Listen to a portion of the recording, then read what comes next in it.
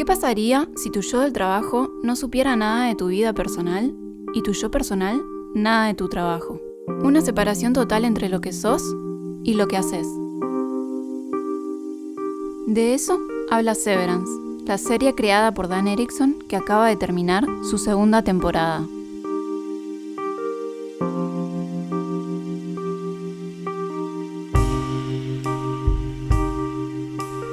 En este episodio vamos a hablar sobre cómo se creó esta serie, qué mirada tiene acerca del mundo laboral, sobre la identidad y por qué es una gran serie de ciencia ficción contemporánea.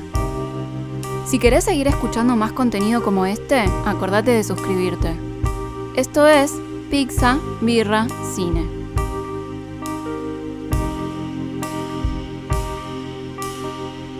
Bueno, como habíamos prometido en el capítulo pasado, hoy vamos a hablar de Severance, la serie que generó furor y que, bueno, también se hizo esperar su largo tiempo, tardó casi 2 años en lanzar su segunda temporada, que trabaja un poco sobre esta idea de la ruptura del ser, ¿no? Bueno, vamos a tocar bastantes cosas de qué se trata un poco esta serie, de los puntos de contacto que tiene con otras obras, que hay mucho para desarrollar ahí. Vamos a analizar un poco qué quiere decir y qué busca plantear. Un poco filosofía barata, por decirlo así, de varios temas que nos surgen habiéndola visto. Yo me acuerdo que cuando la vi en internet, en Instagram, alguien que la recomendaba en historias, me llamó mucho la atención. Y bajando 2 series, justo empezamos por esa, pensando que estábamos viendo otra cosa. Creo que...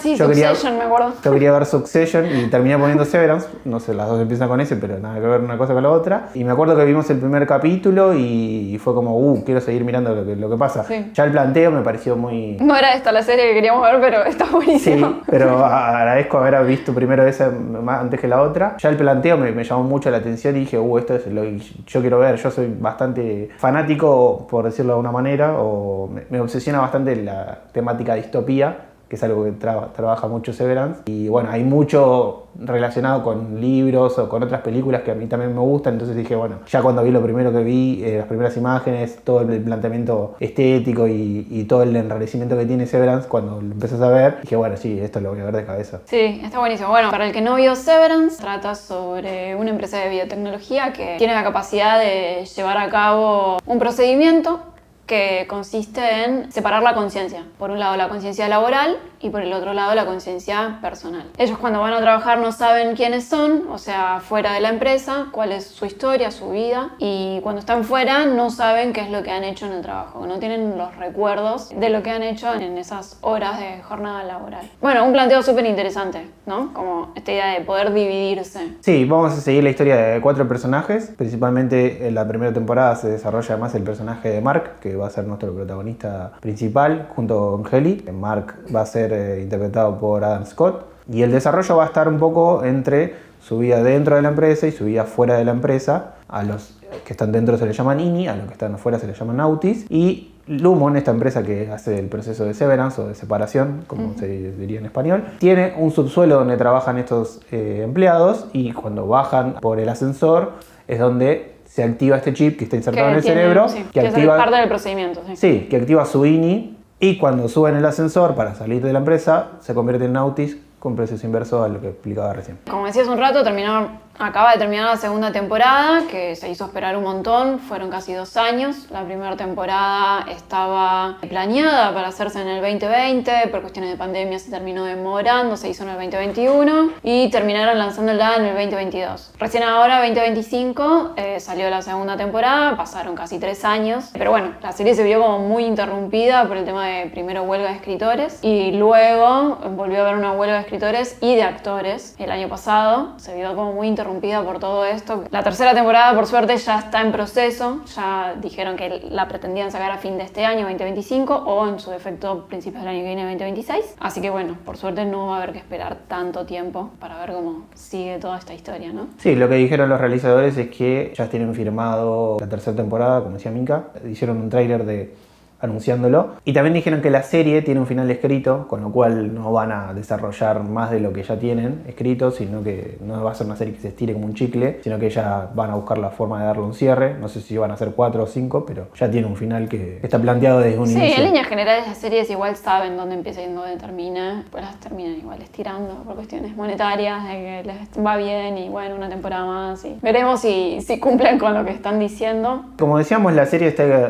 creada por Dan Erickson, que es el que convoca a Ben Stiller para dirigir esta serie, lo cual ya es un planteamiento bastante raro, porque Ben Stiller todo lo que dirigió, bueno, no todo, pero él es una persona ligada al humor, a la comedia, sí. Y ya que haga un thriller psicológico, un drama o una sátira distópica es algo bastante particular. También Adam Scott, en todas las cosas que hizo, también está relacionado a la comedia, y dentro de lo que hizo es como su primer protagónico fuerte. Esto siempre es actor secundario o de reparto de las tramas en las que he trabajado, y hay como una mezcla ahí de cosas raras que bueno, terminan convirtiendo a Severance en un gran producto para consumir, ¿no? Para mirar, por decirlo. Sí, yo lo que leí es que, bueno, en principio le había llegado el guión a la productora de Ben Stiller, que habían leído el guión, que les había interesado un montón, que lo tuvieron un montón de tiempo como ahí en stand-by, que no lo llevaban a cabo, y que incluso ya sabía con qué le había propuesto a Adam Scott, que lo había conocido y que le propuso ser el protagonista de la serie, todo mucho antes de que siquiera empezaran a realmente llevar a cabo y lo llevaran a cabo la producción de la serie. Pero bueno, lo tuvieron un montón de tiempo como cajoneado, por así decirlo, hasta que lo pudieron realmente llevar a cabo. Bueno, como decía Emi, la serie tiene como estilos muy marcados, ¿no? Esta idea de distopía y de thriller, ¿no? Como bueno, tiene estilos, bueno, el interior de la empresa, estilos corporativos de los años 60, 70, 80, muy particulares, o sea, el arte está muy trabajado de una manera especial, y por más que trabaje como dentro de lo que se llama clave alta, es como que tiene una cierta densidad o oscuridad todo lo que sucede dentro de la empresa, y lo logra muy bien. Sí, trabaja un universo atemporal, o sea, el estilo que trabaja la serie se llama retrofuturista, que básicamente combina un montón de estéticas distintas, planteando un futuro alternativo. Por eso se lo considera una distopía justamente, y mezcla muchas cosas de distintas épocas, con lo cual uno no tiende a ubicarse espacialmente, y es la idea de que tanto los espectadores como los protagonistas de la serie no sepan dónde están todo el tiempo. Sí, genera una desorientación. Incluso ahora que le estás diciendo esto de lo de retrofuturista, me estoy terminando de caer en la cuenta de cosas de diseño gráfico de la empresa que también están diseñados bajo esa estética, ¿no? Como bueno, la propuesta estética gráfica de la empresa, ¿no? Que hace acordar mucho, a mí me hizo acordar mucho a la idea de empresa tecnológica IBM, que usa azules en su logo y tiene como esta misma tipo de estéticas, bueno, de estilos gráficos, ¿no? Principalmente la estética de las oficinas está basada en un libro de un sueco, que en este momento no me acuerdo el nombre, pero lo podemos poner acá abajo, que retrató fotografías de las oficinas de los años 90, y la directora de fotografía, quien encontró o propuso este libro como referencia, le llamó mucho la atención la frialdad y las estructuras y las líneas que tenían, y lo trajo a la estética de que plantea este espacio, que es como gigante, como que tiene grandes techos, como que tiene grandes suelos, no tiene grandes elementos de decoración, es bastante minimalista. Y bueno, lo mismo con la indumentaria de los personajes, ¿no? Como que todo está yendo a una línea minimalista que apunta a esta pulcritud que tiene la empresa, ¿no? Yo vi un video que, bueno, hablaban un poco de la locación real, que bueno, que es este edificio que es impresionante, que parece estar incluso como en un lugar medio como apartado de un montón de cosas. Otra cosa que hay de punto de contacto con este edificio que eligieron para hacer la empresa donde está filmado, por lo menos la parte exterior y el interior del hall, es como un gran edificio brutalista que también mezcla como otro proceso arquitectónico frío, que después obviamente la serie trabaja su paleta de colores y está virado a un color, pero también el exterior tiene como esta gran playa de estacionamiento que alude como a un cerebro, como el espejo de los hemisferios de cada cerebro, y también alude como a esas grandes empresas, no me acuerdo exactamente si a Google o Apple, pero el interior también está como basado en una publicidad de Apple de los años 80, como de las primeras Mac, y ahí hay como muchos puntos de contacto con quien aloja justamente la serie, ¿no? Porque sale por Apple Plus. Sí, es verdad, tuvieron como una gran suerte de encontrar este espacio que es increíble. Además, les podemos dejar también en la descripción link a video sobre la locación, que realmente es impresionante el lugar. Bueno, nada, la serie trabaja bastante estos climas como enrarecidos y fríos y distópicos, ¿no? Creo que también una de las referencias a las que o influencias que creo que la serie alude es a este concepto de los backrooms, que los backrooms son están basados en creepy tales, que son pequeñas historias de terror, que alude como oficinas infinitas de pasillos interminables y trabaja esta idea de encierro porque no tiene ventanas y... Sí, recordemos que trabajan estos personajes principales con los cuales vamos a seguir, trabajan en un subsuelo, si bien la empresa tiene como un piso superior, donde las personas no sabemos si están cercenadas o no, que son interrogantes que están como para la tercera temporada, porque tampoco sabemos mucho sobre todos los empleados, sí, como parte del subsuelo, que son estos personajes principales. El subsuelo es el proceso todo laberíntico que ellos empiezan a descubrir a medida que avanza la temporada. Sí, además esta idea de desorientación, esto que decíamos también al principio, o sea, primero que es parte como de este concepto de estar desorientado y que el espacio es laberíntico, también esta idea de que justamente estás totalmente desorientado de no saber cuándo sucede la serie, porque adentro es todo tan retro que no sabes realmente qué año es. Creo que en un video vi que ponía él su credencial, viste, en esta secuencia de que entra a la oficina, se saca como pertenencias que tiene que le pueden llegar a dar datos a él, se pone las credenciales para poder entrar al ascensor, pero cuando deja dice 2020 o algo así, la credencial, como no sé, su licencia. Su carnet de conducir, sí. Su carnet de conducir, sí. Sí, hay muchos, no indicios, pero sí como herramientas que hacen que uno entienda que la serie está ambientada no en un futuro, pero en un presente, y que no es una visión futurista de la sociedad. Que no hay realmente indicios, o al menos, o sea, en la vida que ellos llevan como fuera de la empresa, tampoco hay realmente indicios de qué año están atravesando, porque de pronto, no sé, el auto que está estacionado es un auto, no sé, viejo, yo no sé mucho de autos, y por ahí no sabes si es un auto que es viejo o es que está ambientado en otra época. Incluso el personaje principal vive en residencias que le pertenecen a Lumon y también es como que también tiene un estilo muy particular, entonces es como que no sé, o sea, no terminás de definir esto un barrio, además, viste que no hay nadie. Bueno, es como un barrio particular, qué sé yo digo particular, me llama la atención porque además como que no vive nadie ahí. Sí, en este momento no me acuerdo de ese elemento, pero bueno, el hecho del carnet de conducir, hay como, si entras a Reddit encontrás todos los datos de que la serie es, por lo menos el inicio, la primera temporada está planteada en 2022 y no es Blade Runner o Volver al Futuro, algo que está planteado en un futuro más lejano, sino que es un presente donde esta empresa Lumon manipula... No, bueno, decía como que es en un futuro, sino como que es un pasado, porque justamente no terminás de entender en qué época está planteada, en ese sentido lo decía. Que es una desorientación absoluta, tanto dentro como fuera de la empresa, o sea, está que bien, te pero desorienta desde todos los aspectos. Por fuera de la empresa existe otro universo que... Bueno, es difícil determinar las referencias directas de Severance porque creo que logró una autenticidad en el producto. Si bien el universo que trabaja Severance es un universo orwelliano, se le podría decir, como se le llama a las obras que tienen vínculo con 1984 de George Orwell, con esta idea de universo controlado, la idea de la adoración a un líder, en este caso el líder se llama Kier, están repletos de cuadros en la empresa y todo el tiempo está como el culto a la adoración a esta especie de deidad que creó esta empresa, que no es una deidad, pero digo, se lo trata como algo divino.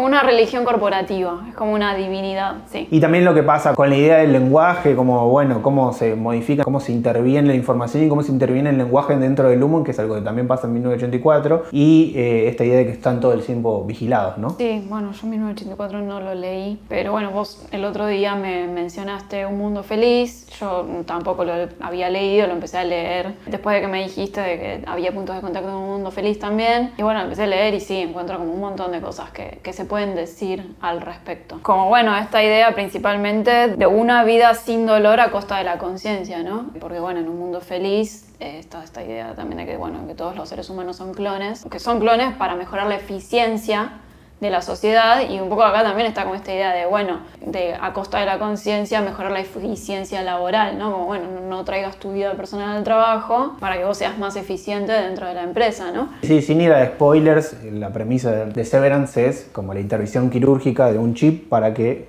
no lleves al trabajo todos tus problemas o todos tus dolores o todo tu drama que puedes llegar a inferir en cómo trabajar. Es un poco lo que estás diciendo vos, pero después podemos desarrollar un poco, yendo a algunos spoilers. Igual está muy en el primer capítulo, que bueno, que hay una situación emocional que claramente a él lo perturba y que por algo, bueno, decide separarse, ¿no? Que dentro de los primeros capítulos, o si no es el primer capítulo, si no me equivoco, él llora dentro del auto y después entra a la empresa, o sea, claramente le pasa algo. Y en este sentido es como está la idea de desconexión emocional para hacer más eficiente dentro del trabajo, ¿no? Después, en cuanto a obras audiovisuales, hablando ya de influencias o referencias, que como decía, no creo que haya algo directo de cual esté inspirado, robado, plagiado, porque no, es difícil rastrear, pero por ejemplo tenemos, no sé, Eterno Resplandor de una mente sin recuerdos. Para los que vieron la serie van a encontrar en la segunda temporada algo que está cada vez más ligado a esa serie, a esa película, perdón, donde la premisa también de esa película es como, bueno, el proceso... Eliminar los recuerdos. Sí, la intervención del cerebro para olvidar a alguien, algo que en Severance, a través del chip, uno decide olvidar lo que queda afuera y cuando trabaja, se elimina su conciencia, como decíamos recién. Entonces, primero desde la trama ya hay una alusión directa, después estéticamente va a haber mucho contacto con lo que sucede dentro de la serie y algo que también pasa con la película de Michel Gondry. Ahora no vamos a hablar un poco directo de las imágenes, pero después vamos a poner en común cómo se ve una cosa y cómo se ve la otra y lo van a notar bien. Pero para los que vieron la serie, la segunda temporada es muchísimo más clara esta alusión a la serie. Quizás esa es una referencia, pero bueno, no encontré tampoco que los directores o los realizadores hablen un poco de eso. Sí, un poco esto lo que estás diciendo de la alusión a Eterno Resplandor de Mentes y Recuerdos. Bueno, spoiler alert, es como la idea esta de que en realidad dentro de la empresa los Inis tienen una angustia por su falta de identidad en algún punto, ¿no? Porque está esta idea de que les falta historia, o sea, no tienen recuerdos de su vida y al no tener historia, no tienen la manera de construirse como sujetos, ¿no? Entonces está esta cuestión del trabajo de la identidad y de que los Inis, en definitiva, tener una falta de identidad es algo que los perturba, que es también de lo primero que aparece en la serie. En los primeros capítulos, Heli viene a ser la nueva empleada de Lumon y lo primero, de hecho, o sea, es lo primero con la primera frase de la serie, primer capítulo es ¿quién eres? O ¿quién sos?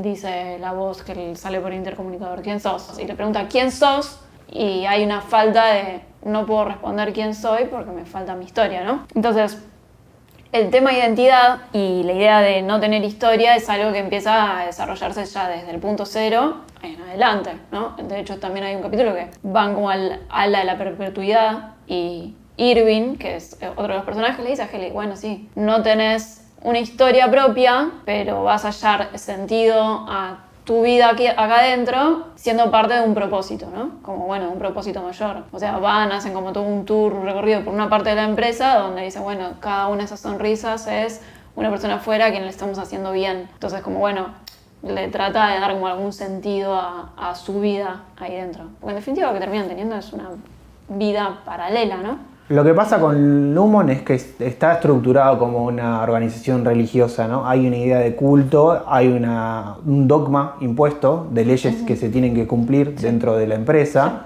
y algo que está establecido, con lo cual lo que pasa con los personajes, al no tener memoria y no tener identidad, no tienen libre albedrío, no se cuestionan lo que sucede. A medida de distintos sucesos que van a pasar en la serie, como los diferentes puntos de giro que tienen los personajes o los diferentes detonantes que desarrollan la trama, ellos se van a empezar a construir como sujetos, porque dentro de la empresa son casi como unos autómatas, no tienen razón de ser. De hecho, mucho de lo que sucede en la serie, cuando aparece el nuevo personaje, es ellos no saben de qué trabajan, ni qué aporta su trabajo. Solamente son empleados que entran en un horario, salen en un horario y... Toco botones en una máquina.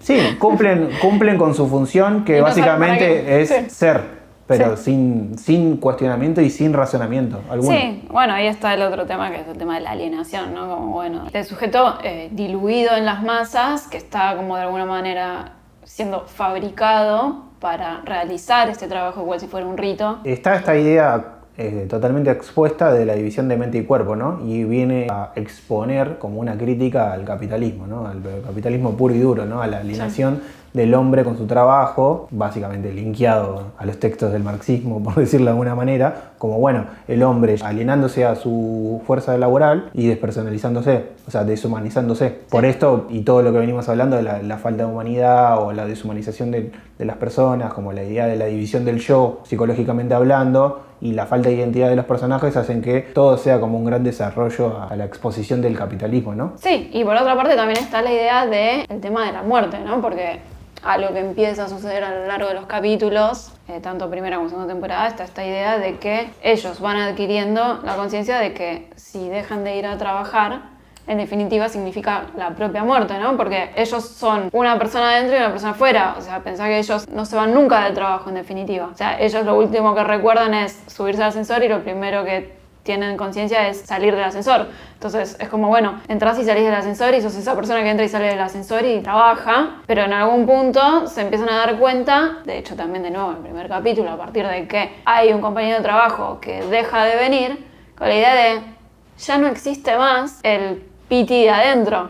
Entonces, como ya no existe más, solamente existe el de afuera. Y el de afuera no conoce la realidad y nuestra vida adentro. Entonces empiezan a pensar en esta idea de la muerte y qué pasa si algún día si no van a trabajar más. Sí, es un conflicto que se empieza a desarrollar más adelante en la serie, como el planteamiento tiene como una quietud de estos personajes 100% alienados a la empresa, y a medida que se inserta el personaje de Heliar, que es la primera escena y el primer capítulo que vamos a ver, que es la colorada que van a ver en las imágenes, a partir de ahí es donde se empieza a romper un poco el status quo o la normalidad que se plantea, y los personajes empiezan a hacer preguntas, ¿no? Pero bueno, existe esta idea de que los personajes, a partir de la intervención del Lumon, nace un nuevo yo, ¿no? Que claro. Por eso son personajes que solamente existen en ese universo. Claro, sí. Lo otro es que, bueno, es como en un mundo feliz están condicionados, y algo que también se empieza a ver todavía más en la segunda temporada, la idea de condicionamiento y esta idea también de humano fabricado, ¿no? De condicionamiento de la propia identidad, o sea, el fraccionamiento de la propia identidad, porque también otra cosa que está en la serie es como, bueno, la idea de estas casas de partos también, ¿no? Para que los seres humanos no tengan que atravesar situaciones traumáticas. Entonces es como que en definitiva la corporación no solamente es que se dedica a la idea de que, bueno, tengo empleados que para aumentar su eficiencia los tengo separados, cercenados, sino que es también la idea de que, bueno, están buscando de alguna forma tener humanos fabricados, ¿no? Como para que esos humanos hagan determinadas tareas o para que estos seres humanos se desconecten emocionalmente de las cosas que tienen que atravesar, ¿no? Sí, a través de separar la emoción, la empresa se vale de una parte del cerebro de las personas que se intervienen voluntariamente para generar un autómata, alguien que no tiene ningún tipo de deseo. Un poco igual también, o sea, de nuevo, como bueno, la idea de spoiler, ¿no? Bueno, realmente no es así, claramente hay algo que llevan consigo de todas formas al trabajo, ¿no? Esta idea de que Mark llora en el auto y entra a la empresa siendo una nueva persona, en realidad hay algo de esa angustia que permanece ahí, está como también como el punto de contacto con Eterno Resplandor de una mente sin recuerdo, ¿no? Como bueno, hay algo que por más que vos borres tus recuerdos, va a permanecer en vos, que son la idea de las emociones, porque en definitiva, como diría mi madre, es como bueno, la represión de un ser humano está en la representación, no en la emoción. Entonces, cuando se deciden separar, en definitiva, no pueden separar sus emociones, sino que lo único que pueden separar es su conciencia. Yo el otro día, analizando un poco la serie, llegué a plantear bastantes interrogantes en qué pasa con el cerebro de estas personas que dentro del universo Lumon, o sea, dentro de la empresa, tienen conocimientos previos que utilizan dentro de la empresa. O sea, saben hablar, entienden un lenguaje, entienden lo que es el sexo, entienden lo que es el género, entienden un montón de cosas que están dentro de su cerebro y no se entienden mucho hasta dónde se separan los recuerdos o hasta dónde se separan el aprendizaje. Quizás tenga que ver con algo de la ciencia, o sea, que tiene que ver con algo particularidad del cerebro. Es esta idea de la representación de la conciencia de los recuerdos. Ellos no tienen idea de su propia historia y eso es todo, ¿entendés? O sea, no tienen idea de quiénes son. Está bien, el conocimiento cómo se aprende. Bueno, pero no tiene que ver con quién sos, tal vez se aloja en una parte distinta del cerebro, no lo sé. O sea, realmente no lo sé, pero bueno. ¿Vos crees que el conocimiento no define quién sos? Bueno, acá entramos en la problemática si sos lo que sos o sos lo que haces. Sí. Bueno, que creo que también lo plantea un poco la serie, o sea, sos lo que haces como ser humano o sos... Bueno, hay una frase de Galeano, o haces lo que sos. Hay una frase de Galeano que habla de eso justamente. O sea, si haces lo que haces por quien sos o sos lo que vos haces. Somos lo que hacemos para cambiar lo que somos. Bueno, en fin, creo que da para un debate bastante más extenso por ahí hablar de eso. Creo que las referencias están muy claras ahora que lo charlamos un poco en cuanto a la literatura distópica de Un Mundo Feliz y 1984. Y 1984, que son obras mediados de siglo pasado y que hay un montón de obras que se basan en esos libros porque son bastante icónicos en cuanto a la distopía del futuro, ¿no? En cuanto a películas que todo el mundo puede conocer, por ejemplo, Truman Show habla de esto, del control de los seres humanos y de un universo construido en base a un dictador o alguien que baja una estructura y que observa y controla cómo vivimos, en este caso la vida de Truman, y que también el link de contacto es, bueno, en la serie Heli Ar, el personaje, voy a decir un spoiler obviamente para los que no vieron la serie, saltense esto, el personaje de Heli es parte de la familia que creó la empresa Lumon. En Truman Show, el que crea el universo de Truman es el padre de Truman. Ahí hay un link directo con esa película, con esta idea de que también está en 1984, que obviamente es referencia total, que es bueno, la idea del ojo que todo lo ve y que todo lo controla, ¿no? Es lo que conocemos hoy como gran hermano que consume la gente que ve televisión. Bueno, pero surge de ahí también, ¿no? Sí, todo está relacionado con esa gran obra. Otra película, por ejemplo, Equals. Ay, te estaba por decir eso. Si veías como también el punto de contacto con Equals, porque por lo menos no lo relacioné con la serie directamente, sí leyendo ahora Un Mundo Feliz, que lo estuve leyendo esta semana, todo el tiempo se me venía Equals a la cabeza, como la idea de condicionamiento del ser humano para que sea más eficiente y que sea productivo. Y la idea de que no tienen emociones, o sea, que no pueden tener emociones porque tener emociones significa que no sean productivos laboralmente. Exacto. Como, bueno, la idea de que la emoción es una enfermedad y que hay que erradicarla. Que hay que erradicarla. Y básicamente todo lo que vemos estéticamente en Equals también se traslada a Severan, como esta idea de la frialdad, del purismo, de lo ordenado, de lo estructurado, de lo tecnológico. También hay un link directo, no sabemos si es una referencia o no, pero bueno, también hay como un contacto directo con estas obras que estamos citando. Sí, sí, yo creo que igual es como casi una idea de un mundo feliz.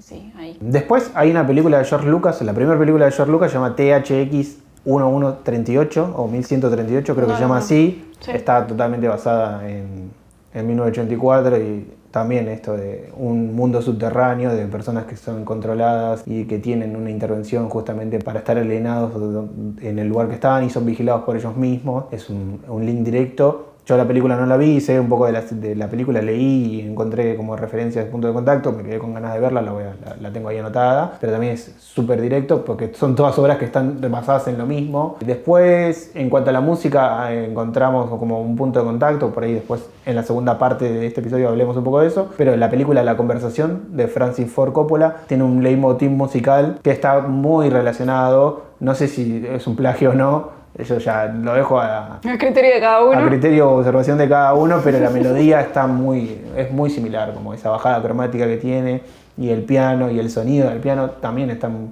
muy linkeados. Y por otro lado, lo que leí también es que hay una película de Jacques Tati que se llama Playtime, que también tiene como esta estructura de alienación en el espacio de trabajo y hay como una idea cómica de cómo los personajes se mueven dentro de una estructura ordenada dentro de una empresa, ¿no? Si vemos las imágenes de Jacques Tati y vemos Severance al lado, hay mucha relación entre lo que vemos en una y lo que vemos en otra. Al final estás rodeado de cosas que se le pueden poner puntos de contacto. Me parece que igual la estética que logra es bastante autenticidad. A mí una de las cosas que más me llama la atención por ahí son los encuadres o la forma en cómo está trabajada la serie a nivel fotográfico, por decirlo de alguna manera, y ahí encontré mucho punto de contacto. Esto fue lo último que investigué, que es la serie Mr. Robot, una serie que a mí me gustó mucho, y esta forma de encuadrar con los personajes a un rincón de cuadro y con mucho aire y atrás de los personajes. Bueno, nada, lo podemos desarrollar un poquito más igual en la siguiente parte. Ahora vamos a ahondar un poco más en una segunda parte en todos estos aspectos más técnicos de la serie, para que esto no sea tan extenso. Y bueno, al que le interese saber un poco más, los invitamos a que vean la siguiente parte de este capítulo. Bueno, para concluir lo que podemos hablar es un poco, tratamos de evitar spoilers, a partir de acá quizás podemos hablar un poco de qué trata cada temporada o qué va desarrollando de los personajes la trama, y a partir de acá los que no la vieron saltense esa parte, pero hay como un primer planteo del mundo de Mark y de Heli, más de Mark que de Heli, porque Mark en la primera temporada se va a ver cómo es su yo de adentro y cómo es su yo de afuera, cómo va a trabajar este contraste de la vida de uno y la vida de otro, y de por qué él decide ser sesionado. A medida que avanzan los capítulos empezamos a entender cuál es su motivación a trabajar en Lumon, de olvidarse de los recuerdos, y cómo se desarrolla, y vamos a llegar a un final donde los tres compañeros de su sector, que es el refinamiento de macrodatos, MDR se llama, sus otros tres compañeros establecen un plan para despertarse en el mundo exterior como INI y saber quiénes son. Sí, bueno, está impulsado por esto que hablábamos antes, de la idea de que, bueno, de que ellos dentro empiezan a tener la inquietud de saber acerca de su identidad, ¿no? Porque en definitiva les genera angustia no tener una identidad. Digo, de hecho, cada capítulo de la serie, de la primera temporada, sucede mucho que te encontrás con una Heli que es completamente combativa, O sea, que no quiere estar ahí dentro ni un segundo desde que se despierta, que pone impedimentos en quedarse ahí y está todo el tiempo intentando salir de alguna forma porque no tolera esta idea de no tener una identidad o de no tener recuerdos de su vida. Sí, cuando empieza la serie tampoco entendemos cuál es el punto cero de los otros personajes que ya pertenecen a un universo. No sabemos si pasaron por el mismo proceso de desconocimiento, pero este planteo arranca con el inicio de Heli naciendo, digamos, dentro del Lumon. Claro, pues, en la idea de naciendo, pero también es como que al mismo tiempo, si bien los otros personajes están ya hace no sabemos cuántos años, en 2 años creo que dicen en el caso de Mark, si bien no sabes cuántos años están, también es como que tienen esta idea de despertar y nacimiento a partir de que uno de sus compañeros no va más a trabajar, ¿no? Porque hasta el momento no se habían cuestionado nunca nada y a partir de la llegada de esta chica empieza a haber un cuestionamiento de, bueno, ¿quiénes somos? Y tratar de tener algún tipo de inquietud. Hasta el momento siempre habían trabajado de manera sumisa para esta empresa, dándole fidelidad a la empresa, adorando a esta figura divina que es Kier, y no cuestionándose nada de todo lo que ellos hacen, en esta idea de que van y tocan teclas en una máquina y no saben para qué. Y a partir de la llegada de esta chica, bueno, nada, el nacimiento de ellos también, ¿no? Sí, también o sea, lo que empieza a pasar es que a partir de este agente externo rompe su cotidianidad, digamos, ¿no? Ellos tenían un orden jerárquico, que es Pity era el personaje que después aparece en los otros capítulos, era amigo de ellos tres y era como el jefe del departamento de macrodatos. Y al desaparecer Pity, Mark, nuestro personaje principal de esta temporada, va a tomar su lugar. Sí, lo ascienden, sí. Y Mark no se rehúsa, pero no entiende por qué tiene que tomar el lugar de alguien que considera un amigo y que prefiere que siga en la empresa. Y ese es como el primer interrogante que empieza a aparecer, donde, bueno, Mark tiene que tomar el rol de líder dentro de la empresa, todos los otros personajes lo tienen que obedecer o estar coordinados por él. Y bueno, y empieza a romper con su vida el personaje de Heli, ¿no? Como, bueno, un personaje que no quiere pertenecer acá y que ellos, a medida de que avanzan los capítulos, tratan de unir a esta doctrina, ¿no? Como, bueno, tenés que ser parte del grupo, tenés que hacer estas tareas, no nos cuestionamos qué hacemos acá, solamente venimos y cumplimos esta función, ¿no? Y como, bueno, esa doctrina, por lo menos en la primera instancia, a Heli le cuesta incorporarse a esa tan terrible posición. es el trabajo. Bueno, a medida que los personajes tienen como el despertar de distintos interrogantes, lo que empieza a suceder es eso, bueno, las preguntas empiezan a generar acciones dentro de los personajes y eso es lo que va a desarrollar la trama, por lo menos de la primera temporada, ¿no? La segunda temporada ya es como que, bueno, terminan siendo una familia de alguna forma, ¿no? Porque ya te presenta la idea de que ya hay vínculos. Hay vínculos, claro, tal cual. Que bueno, que ya no son niños, por así decirlo, ¿no? Como bueno, esta primera temporada donde nacen y son niños, ahora una segunda temporada es como, bueno, son adolescentes, si se quiere decir de alguna forma. Donde, bueno, empiezan a estar motivados por lo que pudieron averiguar de sus autis. Sí, las 2 temporadas van a estar atravesadas por encontrar un mapa que dejó alguien que está fuera de la empresa. Y eso también despierta como muchas preguntas y mucha información tanto para el espectador como para los personajes. Como que convivimos con la realidad de los personajes y el punto de vista que tenemos es su información en casi toda la serie. Entonces, el primer mapa que le deja Pity es el mapa que trató de hacer de cómo es Lumon en el subterráneo, digamos de una manera, o en esta presa subterránea. Y en la segunda temporada, Irving deja un mapa de cómo es... Cómo llegar al pasillo que él veía. Sí, cómo llegar a un lugar que tiene un segundo subsuelo de la empresa, ¿no? Que guardan un gran secreto. ¿Conclusiones, finales?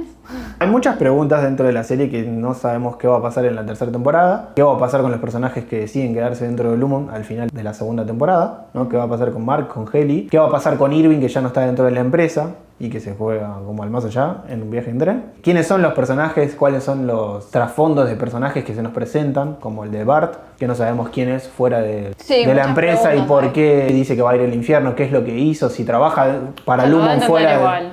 Te va a entender, él dice, yo tenía que llevar, trabajaba para el humo, me ocupaba de llevar gente a un lugar, como que da a entender que, bueno, que liquidaban gente. Puede ser, sí. Te da a entender esa idea y él, por por hacerlo sin cuestionarlo, dice se va a ir al infierno. ¿Cuál es la idea del culto a Kier con las cabras y por qué las cabras pertenecen a Lumon? No, yo creo que igual lo de las cabras es más una idea de que colabora con construir esta idea de rito laboral, ¿no? Como bueno, o sea, te está trabajando toda esta idea de divinidad corporativa, de Kier y de religión. Y por otra parte la parte de las cabras que están, o sea, yendo a la idea de sacrificio, o sea, de seres humanos sacrificándose por el trabajo de una empresa, ¿no? Como una... Está bien, pero las cabras no son un elemento que están de fácil acceso para todos. De hecho, el departamento de macrodatos no tiene ningún tipo de contacto con las cabras. Donde están las cabras es otro departamento, aparte que ellos descubren aleatoriamente. El cuadro que ve Bart en la parte de diseño, que tiene como a Kier latigando y hay como una cabra también, como una especie de obra barroca que hace alusión a Caravaggio. Después podemos hablar un poco de cuáles son los cuadros que están trabajados en Lumon, que tienen como mucha metáfora, alegoría y directo. Muchísimo. Pero estos personajes no tienen acceso a saber qué son las cabras. Entonces las cabras son un interrogante porque están dentro del universo, pero no sabemos qué nos quieren decir. Si es hacia los personajes, si es hacia la estética, si es una alegoría, una metáfora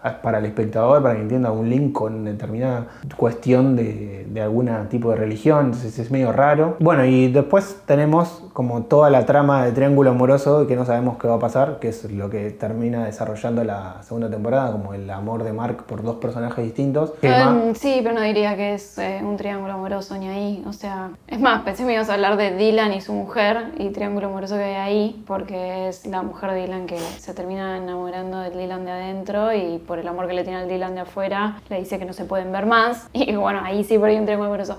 Pero en Mark en realidad no hay un triángulo amoroso. O sea, es un Mark dentro enamorado de Helly y un Mark de afuera enamorado de Gemma. O sea, son dos personas distintas y dos relaciones distintas, no hay triángulo amoroso. Sí, pero ten en cuenta que Mark se está reintegrando y su persona va a empezar a convivir su Winnie con su Auti. Su cuerpo es una sola persona. Bueno, igual no sabemos qué va a terminar de pasar, si se va a terminar de reintegrar o no, o sea, como que su reintegración quedó No, por eso, no sabemos si es un planteo de triángulo amoroso. De hecho, de momento no existe. Yendo al spoiler, hay un encuadre que pone... spoiler, todo lo que estamos diciendo es spoiler. No, bueno, pero yendo al final de la segunda temporada hay un plano donde pone a tres personajes en cuadro y él tiene que decidir entre si quedarse o salir. Obviamente el Mark que decide quedarse es su Ini, su vínculo amoroso, y la persona con la cual se quiere quedar es con la persona que conoció dentro de la empresa. Hay que ver qué pasa con todo eso. Bueno, si llegaron hasta acá, los invitamos a suscribirse al canal. Es un botoncito, no cuesta nada, suscríbanse. Y también súmenle un like al video. También, de nuevo, un botoncito, no cuesta nada. Y bueno, y si quieren saber un poco más, ahondar un poco más en estas cuestiones técnicas de la serie, los invitamos a ver el siguiente capítulo. Sí, vean la segunda parte y también comenten qué cosas encontraron en la serie, si vieron las referencias que estamos citando, si tienen algunas preguntas que nosotros no nos hicimos y qué conclusiones sacaron de lo que vieron hasta ahora. Y bueno, los que no vieron, mírenla porque es una gran serie. Bueno, nos vemos en la próxima. Chao.